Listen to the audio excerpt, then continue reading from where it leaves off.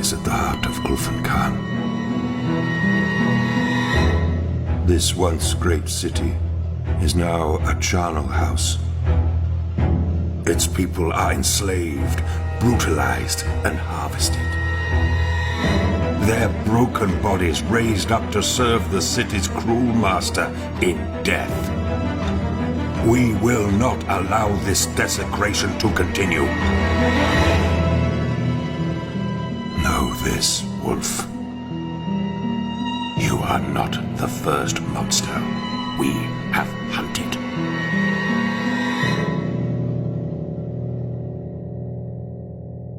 Hey folks, Jimmy here, aka Palette of the Dead. Welcome back to the channel and welcome back to a new video. With this one, it is slightly different, and I just wanted to go through what we know so far about the new Warhammer Quest game, for Cursed City, we know so far, and kind of what we know so far about it. So, on Saturday, they released a teaser and a couple of stills of two of the models from the new box game. With these, they look pretty cool, they have a really cool look to them, and they have released some information about the city itself. So the city is called Ulfenkarn, and with this city it is overrun by the dead.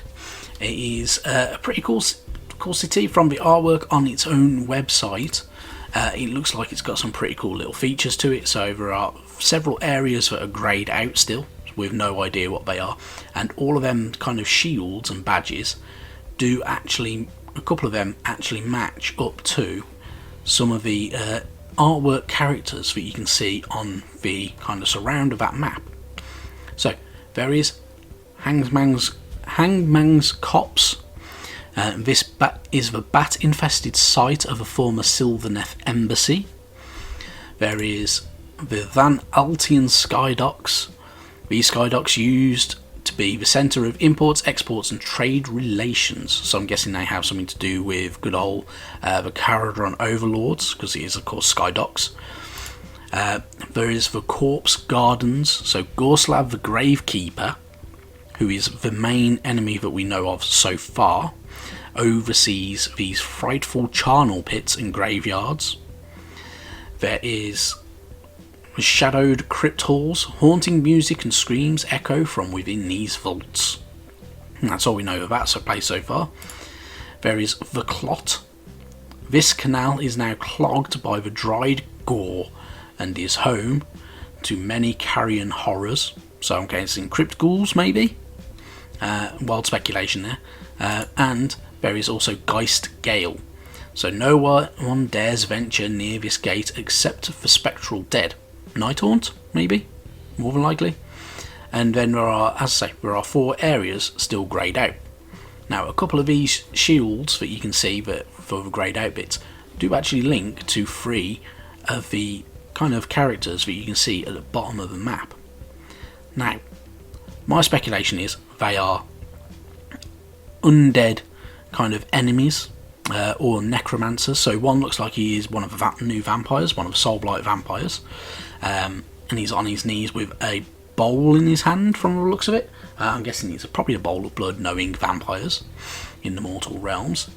There is Gorslav on the side, on the right hand side, and then there is also a guy who looks like he's carrying a candle and he's got a cat with him. I'm guessing he's some kind of wizard or necromancer maybe.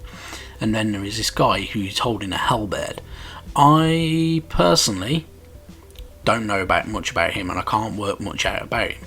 Part of me would think he is also a vampire, because part of his armour looks very, very similar to the vampire on his knees.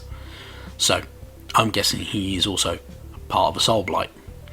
But who knows, until they release more information. So, first bit of information we have a tiny bit about Gorslav the Gravekeeper. So this gaunt and towering creature tends to the crypts and charnel pits of Ulfenkarn Corpse Gardens.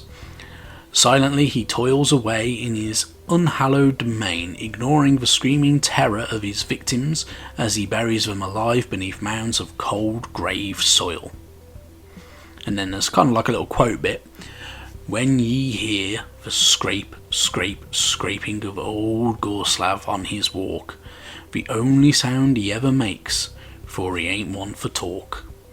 Flee then, fool, and hide away, and hope he don't come, take and bind your arms and drag ye off to bury ye awake.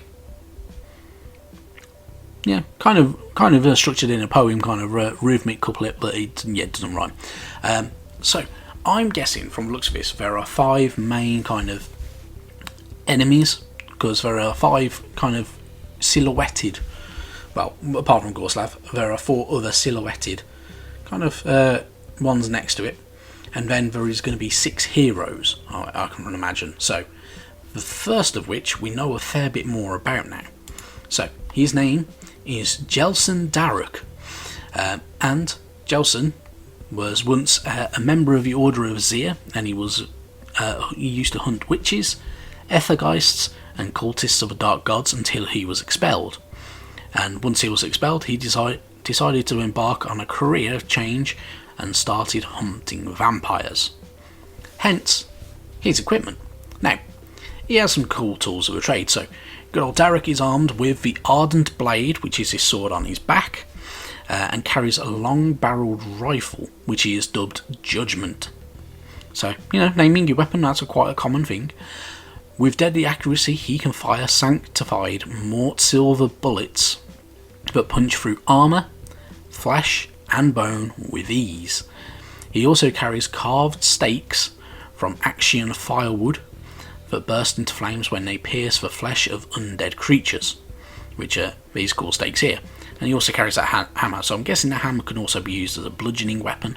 So he not only has a bludgeoning weapon, he has a slicing weapon, a ranged weapon, and then them stakes, and that rifle can also fire a stake out from the looks of it as well, kind of like a grenade launcher. And he also is equipped with some pretty cool armour, and he has that cool hat which makes him look very, very much like a witch hunter, which is pretty damn cool. So there's some good stuff about this guy. So he arrives at Ulthunkhan and is determined to sweep it clean of the taint of the undead, but he can't do it without help. So eventually they are going to release more information about his vampire hunting buddies in the very, very near future, which will be pretty cool. So lots of cool stuff to take in from that. I'm looking forward to this. It should be really, really good. I've never played a good old Warhammer Quest game before. I did tempt myself with getting Darkstone Fortress, and I never did because I'm not a 40k player and I didn't really fancy it. But with this one, I do want it. I always wanted Silver Tower and I never managed to get a hold of a copy because to try and get it was just really, really expensive on eBay, as per usual with a lot of Warhammer stuff. Right then, that's it from me. I think I'm looking forward to this and seeing this in action. It should be really, really good. I hope you are too. If you are, drop me a comment down below. It'd be fantastic to hear what you guys' thoughts are on it. I'm quite excited personally, but it should be good. Thank you very, very much for watching the video, and don't forget to hit that like button, subscribe, and of course drop a comment. It's much, much appreciated and it does help the channel out massively. Thank you very much for watching, and I'll catch you next time. Bye bye now.